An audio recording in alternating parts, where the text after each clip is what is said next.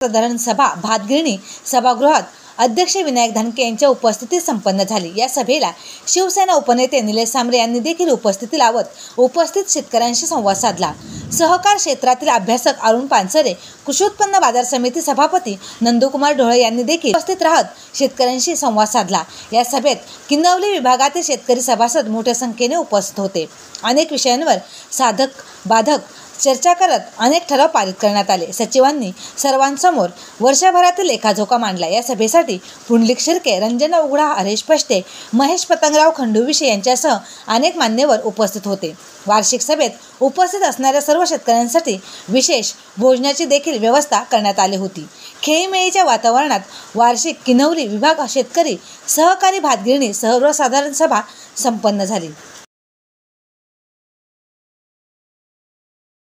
65 सभासद आहेत आणि आतापर्यंत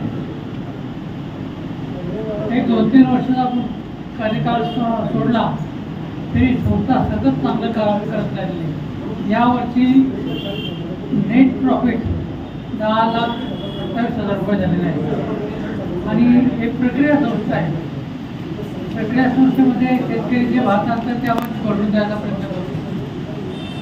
तुम्ही आम्ही बघतो 99,000 क्विंटल वाढवून दिले जातं, परंतु आता शासनाच्या धोरणामुळे कुठे पण राईसमिल उभा राहतात आणि प्रत्येक 2 गावामध्ये आज एक राईसमिल झाल्यामुळे भरडायचं प्रमाण खूप कमी झालेलं आहे ते आपण चांगल्या घेतो।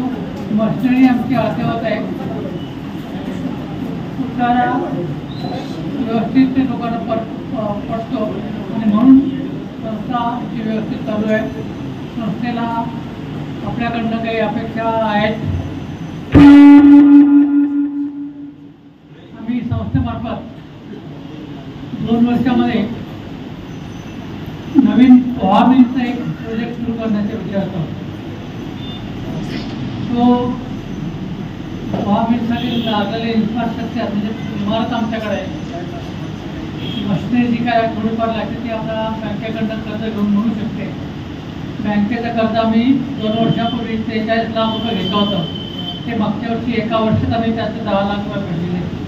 2-3 वर्षामध्ये आम्ही सगळे कर्ज फेडून टाकू आणि जी प्रॉपर्टी आहे ती प्रॉपर्टी कायमस्वरूपाची संस्थेची राहील। सभासदांचं निश्चितरित्या खूप प्रेम आहे, पण आपल्याकडे सहसा